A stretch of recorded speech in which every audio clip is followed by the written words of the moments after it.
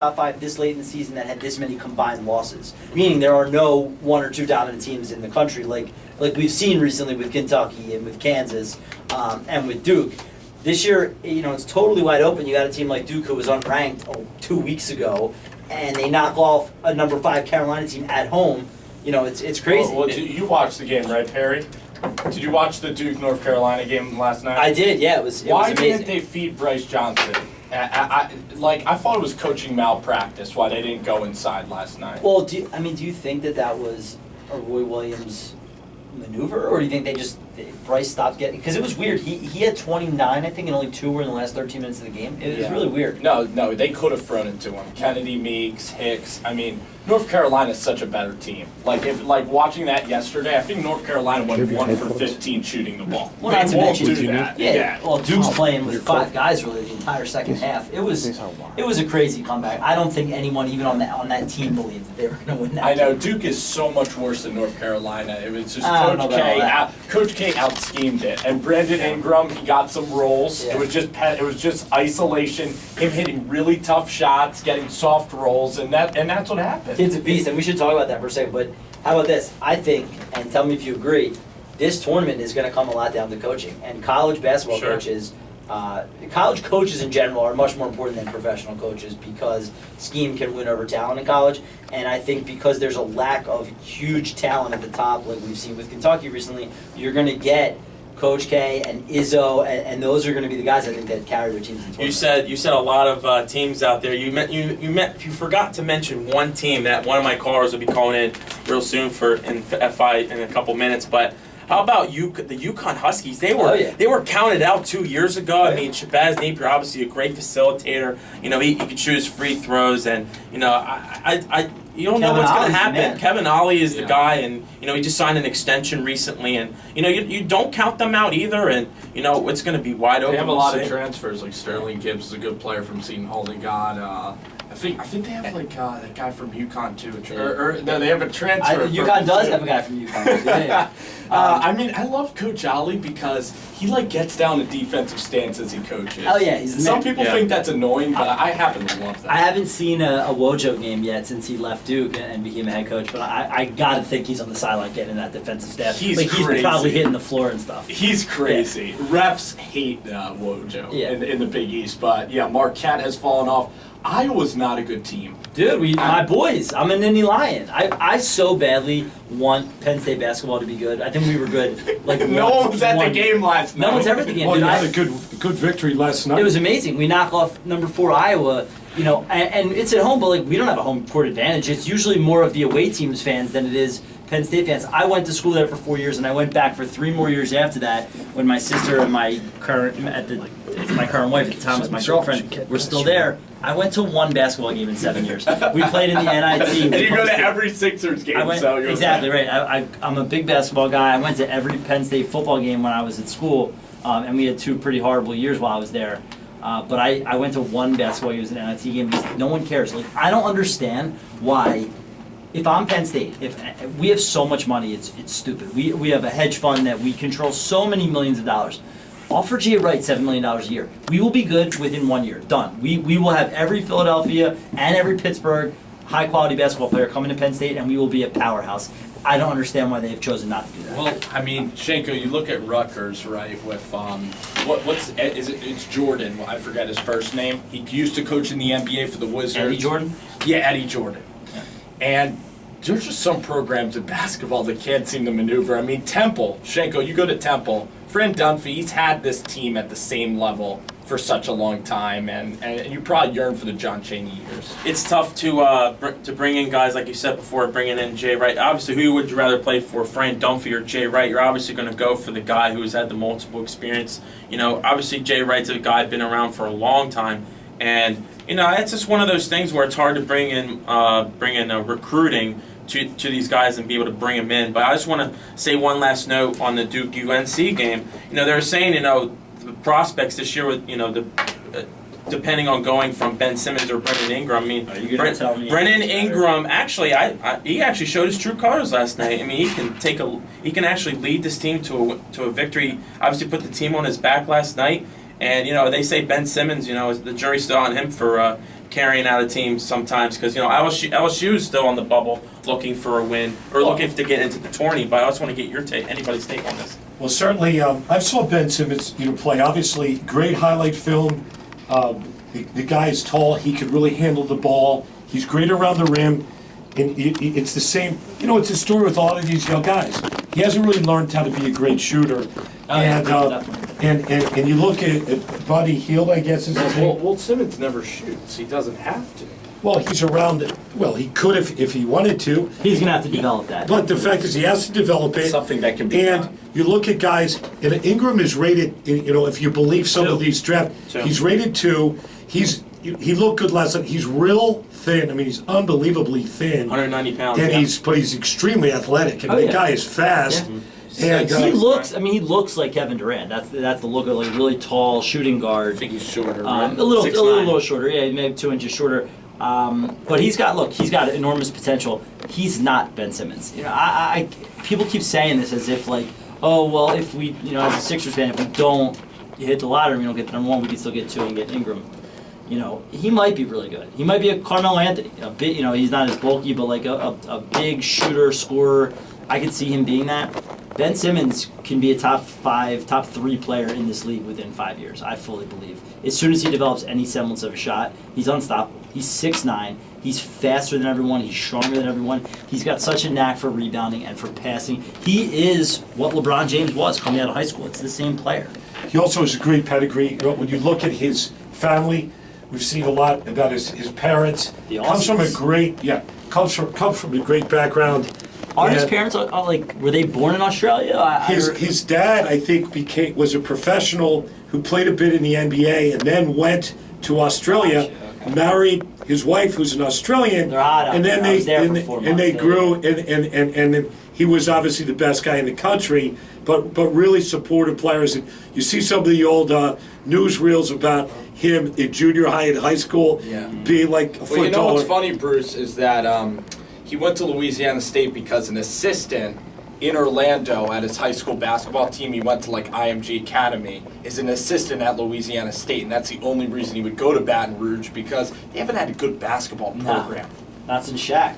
Yeah, that's right. We're Their going basketball that's program. right. So that's why you gotta hire assistants at these schools. Like the Oh, number they do one, all the recruiting. That's what- the number one recruit of Michigan for football, Jim Harbaugh, hired the guy when he was a freshman. It's like Gray at defensive end. But, It's kind of ironic in terms of the big player last night was Jalen Brunson. Now, we all know that story. Rick Brunson was in line to be the head coach, but there were some allegations that never really, luckily for him, but there were some whisperings with his dad, Rick Brunson, and then there was a falling out between Temple and Rick Brunson. And then when Jalen was looking for a school, he didn't end up in Temple. He ended up in Villanova. And last night, as you said before, Matt, 9 of 11, 25 points, his coming out party. And certainly, he looks a lot like his dad. I know I'm a little bit older. I remember he's visually exactly like his dad. Rick was a pretty lefty legit. He was pretty and good. a great smooth shooter. He's only a freshman. he's going to be a great college player. I mean, when you look at Brunson, I don't know if he has. Well, does this team strike you as a number one? Like, are they? I know they're number one right now, but like, They play defense as well as anyone I've seen in the country. Yeah. Like, their intensity level is great. Like, you look at Gonzaga last year in the Elite Eight program. they're struggling. If they You gotta watch that show on Showtime if you haven't caught it yet. They do like a 24/7 on Gonzaga. It's pretty just cool. on Mark Few. It's on Gonzaga in general. It just started. No, a good team. Everybody kind of dislikes Gonzaga, and it's hard for Jay Wright because until he gets tournament wins, he can go like 33-2. People are still going to say, well, he always chokes in the tournament. True. It's a rough. You're good 90% of your year, 40-minute game you lose. And you look at Nova last year, Shenko, NC State had Anthony Barber. If you have athletes, you can beat them. If you play slow and have a big guy, they're done. Yeah, and They have no big guys at all. And Fran Dunphy was just saying it on an interview before the game last night, saying that their guard play is absolutely fantastic. They play the zone absolutely well. Kind of one of the staples that they had through back in the days when Temple had. Pepe Sanchez. And to go off your point with Ben Simmons, I think he's going to be, if he gets into the right system, with the right coaches, puts in the right system, I think he's going to be a great player. He averages 19 points right now. He shoots 56% from the field. The only thing that bothers me with him is he needs to improve his 3-point percentage, and it's only 33%. Obviously, that will come in time, but I think he's going to be a next staple coming up. But again, I don't think he's not going to be Steph Curry. We don't need him to shoot. No. We don't need him to shoot threes. I think he needs to be able to develop a mid-range game. He's got a great game around the basket. He just looks like he's a ton of upside, and a lot of people are saying that he's the best prospect they've had since LeBron. He's not going to be a bust. It's just such high expectations for Ben Simmons. I'm trying to come up with a prototype that's kind of like Ben Simmons. I think that's the prototype. It's hard to compare. Just like you never want to compare anyone to Jordan. A thinner Boris Diaw, because Boris Diaw is so versatile. But he's so much more athletic than Boris Diaw. Absolutely. So much more. He's so much more like LeBron than anyone. But it's impossible to say that because you're talking about one of the best 5 players James, ever. yeah. Just like you don't want to compare anyone to Jordan, but like you could compare Kobe. Kobe was the same player that Jordan was. He wasn't, ultimately, I guess, the winner as dominant. If Jordan was 100, Kobe was at 98, but they were the same. Watch the tape. They look like the same guy playing out there. And I think Simmons has that look of LeBron where he's just a dominant athletic force, and he's so gifted passing. If he develops a shot, he's going to really be unstoppable. One advantage for Villanova is if they continue, obviously, to get a number 1 seed in the East, that the games are being played here in Philly at the Wells Fargo Center. Yeah. So that's really exciting. It's a good year in that regard. It is a good year, and I wanted to ask you guys this question. This could be a theme going forward. Is college basketball in a better place this year with parity? No dominant team. You don't have the Kentuckys and the Dukes at the top. There's no great NBA prospects outside of Ben Simmons. He might not even make the tournament there. So do you like parity in college basketball? Because if you're a casual fan, Kentucky was great for college basketball last year. To answer your point, Spence, I think college basketball is much more compelling than the pros. Obviously, the college atmosphere. But this year also? I mean, no, I'm talking about every year they got the best playoff bracket. In my field, in all sports, the 64-team bracket. And if you don't get in, the NIT. It's just so much more compelling. You have guys like one year, George Mason going into the Elite Eight, Final Four. Florida Gulf Coast went into the Sweet 16 one year. You don't even know what type of players is going to play right at the right time. And it's such a compelling feature to see in the college basketball ranks. I love it. Certainly last year, the idea of Kentucky being so great, are they invincible? That really was, people were watching. You couldn't take your eyes off of that team. Nailed it. And casual fans. You don't have, so the casual fans, I think, might have been more interested last year. Totally. Got David Goliath. And if it's more just guys like, it's really a revolving door of number 1s. Yeah. In Villanova, it doesn't look to me like what I would think is a number 1 team. They look like a very good team, but they could easily lose.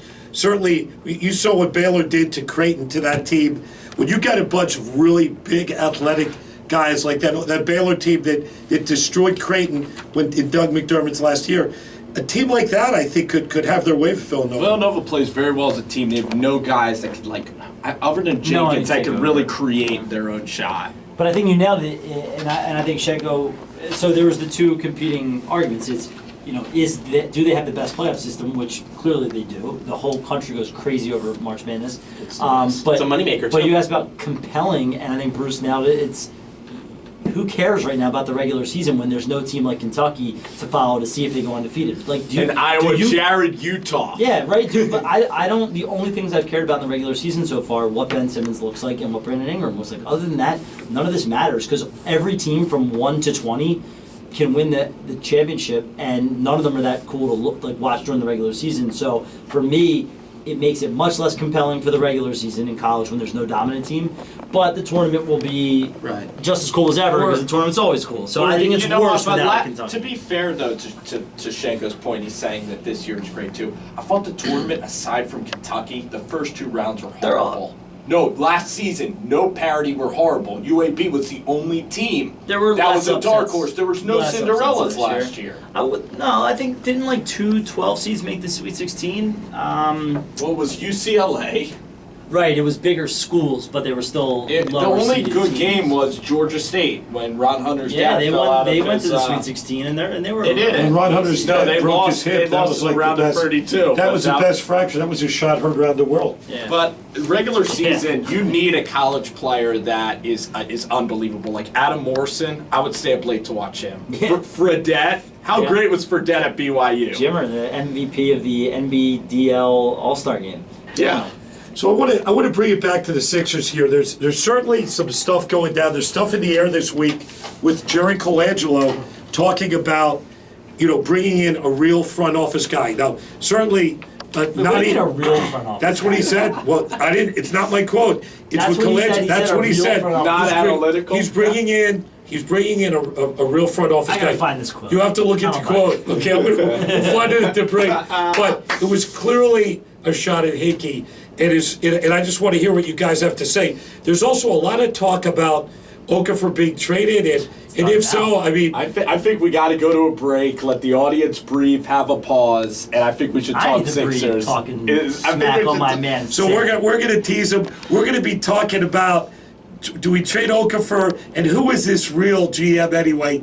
And we're gonna go into a break. We'll be back here. Fans interference. You let us break from the left side. Perry's going to lead us to break. Why not? Wait, Victor. So you could.